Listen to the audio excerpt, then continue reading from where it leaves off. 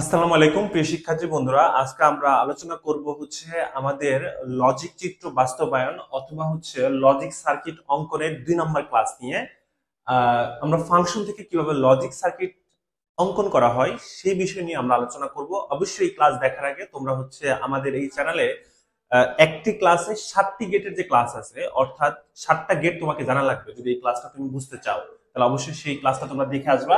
তো দেখা যাক, এখানে আমাদের মূলত ধরো একটা ফাংশন আছে, সেই ফাংশন থেকে আমরা কি আঁকবো, লজিক গেট আঁকবো। লজিক গেট বা লজিক সার্কিট যেটাকে আমরা বলি, সেটা মূলত এখানে দেখো, এখানে কি কি আছে। এখানে দেখো তোমরা এখানে যদি আমি লিখি ভাবে এ বি সি, আমাদের চলক আছে কয়টা? 3টা।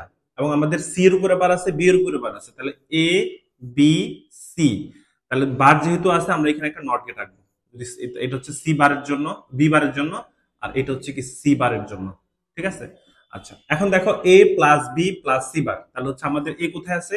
এই যে এ, তারপর বি, তারপর কি সি বার, তাহলে এই যে সি বার। এই তিনটা পদ কিন্তু একটা একটার সাথে কি আকার আছে? যোগাকার আছে। তাহলে যোগের জন্য আমরা কি গেট আঁকি? অর গেট আঁকি। ঠিক আছে।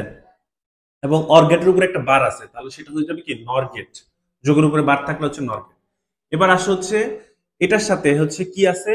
বি বার আর সি। তাহলে আমরা বি বার থেকে একটা টানলাম। ধরো বি বার কোথায় আছে? যে বি বার, এই যে বি বার, আর কি সি।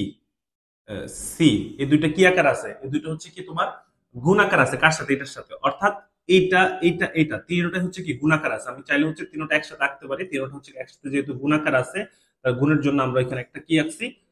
এন্ড গেট আঁকছি। ঠিক আছে। এই আমাদের প্রথমটার যে ফাংশন থেকে আমরা লজিক গেট অঙ্কন করলাম সেটা।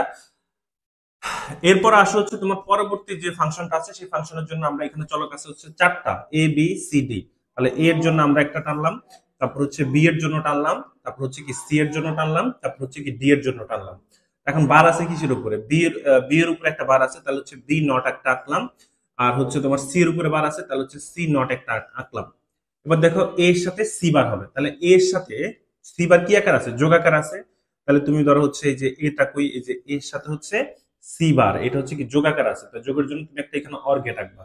ঠিক আছে। এবার বি বারের সাথে ডি। বি বারের সাথে কি ডি, এটা যোগাকার আছে, এই জন্য তুমি এখানে একটা অর গেট আঁকবা। এইটা এই দুইটা কি গুণাকার আছে। যেহেতু গুণাকার আছে, তাহলে তুমি এখানে আঁকবা কি একটা এন্ড গেট। যেহেতু গুণের উপর একটা বার আছে, এই জন্য এখানে আঁকবা কি তুমি ন্যান্ড গেট। তাহলে এই পুরো জিনিসটাই শেষ। এবার তুমি এ বি সি, তাহলে এ থেকে একটা টানো, তারপর বি থেকে একটা টানো, তারপর সি থেকে একটা টানো। টানার পরে তিনটা কি আকার আছে? গুণাকার আছে। তাহলে গুণাকার থাকলে ডি এর মতো হবে। এবং এই পুরো জিনিসটা এটার সাথে কি আকার আছে? যোগাকার আছে। তাহলে যোগাকার যদি থাকে, তাহলে তুমি এখানে একটা অর্গেট আঁকবা। ঠিক আছে। এই আমাদের অর্গেট, শুধুমাত্র অর্গেট আঁকবা। এই তো আমাদের এখানে এফ এর মান বসায় দিলেই হয়ে যাবে আর কি। তো দেখো কত সহজেই কিন্তু আমরা ফাংশন থেকে বা সমীকরণ থেকে আমরা লজিক চিত্র অঙ্কন করতে পারি। তো কারো যদি কোনো সমস্যা থাকে অবশ্যই কমেন্ট করবা।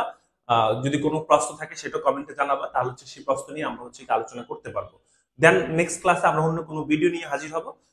সে পর্যন্ত সবাই ভালো থাকো, সুস্থ থাকো। অবশ্যই চ্যানেলটি সাবস্ক্রাইব করে আমাদের সাথে থাকবা। ধন্যবাদ সবাইকে।